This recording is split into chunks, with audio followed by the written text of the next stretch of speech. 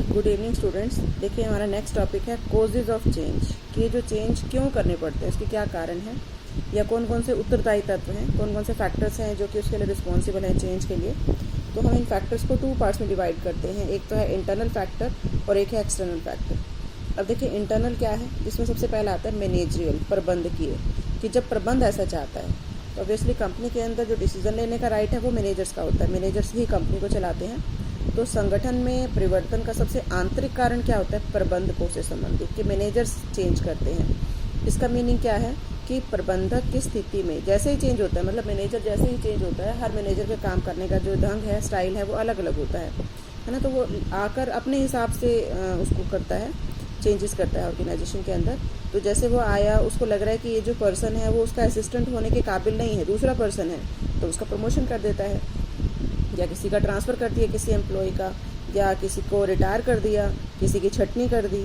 तो इस तरह से जब भी कोई मैनेजर चेंज होता है तो वो आके अपने स्टाफ में भी चेंज करता है। तो ये जो चेंज है वो मैनेजर की वजह से आए, तो ये मैनेजरियल रीज़न है, मैनेजरियल कोज है जिसकी वजह से ये चेंज आया। एक होता है डेवलपमेंट, कि हम अपनी संस्था का विकास करना चाहते हैं, है ना। तो जो भी प्रबंधक है, जो मैनेजर है, समझदार प्रबंधक, वो संगठन में किसी ना किसी तरीके से चेंज करता रहता है, किसी ना किसी रूप में चेंज करता रहता है। जैसे नई पॉलिसी कोई लगानी है, उसके लिए चेंज कर दिया। तो जो काम करने वाले लोग हैं वो भी मतलब परिवर्तन के या चेंजेस के हैबिचुअल हो जाते हैं, कि उनको पता है कि ये मैनेजर चेंज करेगा। अब इसका क्या होता है कि जब इतना बड़ा चेंज किया जाता है या इतनी बड़ी डिसीज़न लिया जाता है, तो जो कर्मचारी हैं उसका विरोध नहीं करते, क्योंकि वो मेंटली प्रिपेयर होते हैं कि ये चेंजेस तो होते रहते हैं रेगुलरली, है ना। तो विकास संबंधी कारणों में क्या होता है, जैसे किसी एक इंस्टीट्यूशन को दूसरे में मिलाना है, मर्ज करना है, या कोई खरीदना है बिजनेस, है ना, या प्रोडक्शन बढ़ाना है। तो इस तरीके से जो है वो उस चीज़ के हैबिचुअल हो जाते हैं कि डेवलपमेंट होता रहता है, और डेवलपमेंट से रिलेटेड भी चेंजेस हो सकते हैं। इसके बाद देखिए थर्ड फैक्टर आता है ऑर्गेनाइजेशनल, कि संगठनात्मक।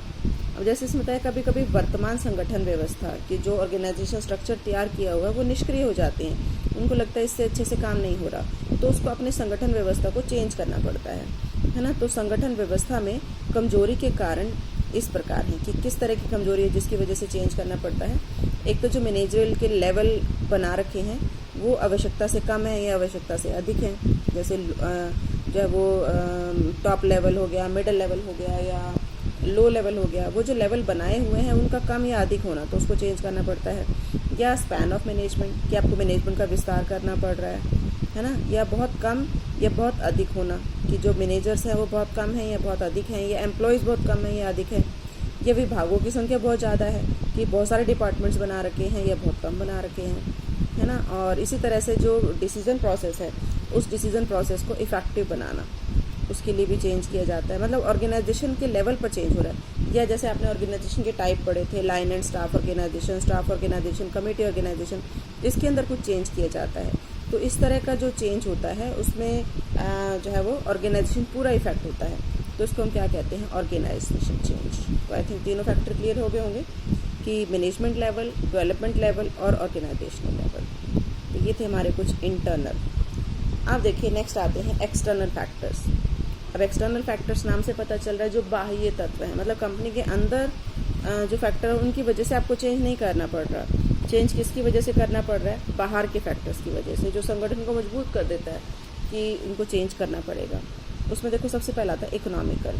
तो एक होता है मंदी काल, जैसे अब चल रहा है कि सब कुछ बंद है ना, कोई सेल नहीं हो रही, कोई प्रोडक्शन नहीं हो रहा, तो इसकी वजह से जो प्रोडक्शन है वो बंद करना पड़ रहा है, जो इंडस्ट्रीज़ है वो बंद करनी पड़ रही है, तो इसके ऊपर किसी का कोई कंट्रोल नहीं है। तो इसी तरह से मंदी काल या तेजी काल, डिफ्लेशन या इन्फ्लेशन जब आता है तो सिचुएशन के अकॉर्डिंग आपको अपनी चेंजेस करने पड़ते हैं। तो एक तो ये रीज़न हो जाता है। एक होता है चेंजेस इन नेशनल इनकम, कि अगर जो नेशनल इनकम है उसके अंदर चेंजेस आती है तो उससे जो है वो लोगों का जीवन स्तर भी चेंज होता है, स्टैंडर्ड ऑफ लिविंग चेंज होती है।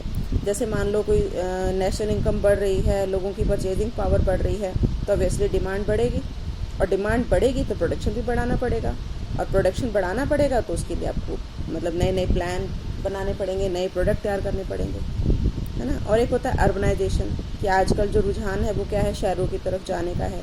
तो शहरों की तरफ जाएंगे तो उसके अकॉर्डिंग ही जो है वो प्रोडक्ट की डिमांड करेंगे, और उद्योगों पर प्रभाव पड़ेगा, क्योंकि उद्योग कहाँ होते हैं, सीधा गांव में, है ना। तो वो गांव से शहरों की ओर आने चाहते हैं, तो रुचियों के अनुसार वो वस्तुओं का उत्पादन उनको करना पड़ता है। कि वो जो रूरल एरियाज़ में रहते थे लोग, वो अगर शहरों में आएंगे तो वो शहर के अकॉर्डिंग ही डिमांड करेंगे, है ना। तो उसके अकॉर्डिंग प्रोडक्शन करना पड़ेगा। इसी तरह से गवर्नमेंट की सरकार क्या चाहती है, तो सरकारी तत्व भी इसको इफेक्ट पड़ता है कि सरकार ने क्या पॉलिसी बनाई है। जैसे आजकल पॉलिसी बनाई है कि लॉकडाउन होगा, है ना। तो जो पॉलिसी बनाती है सरकार, उसको हमें फॉलो करना पड़ता है।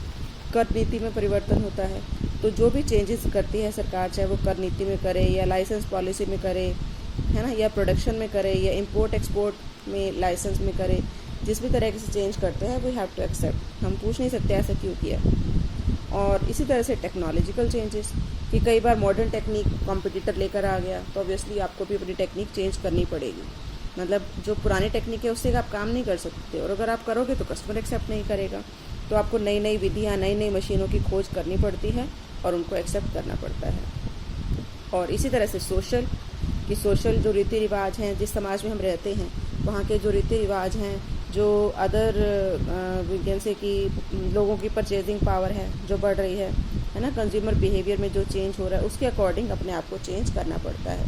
तो ये सामाजिक परिवर्तन है जिसका भी ऑर्गेनाइजेशन के ऊपर इफेक्ट पड़ता है। तो ये था कुछ कि जो चेंजेस हैं वो क्यों होते हैं।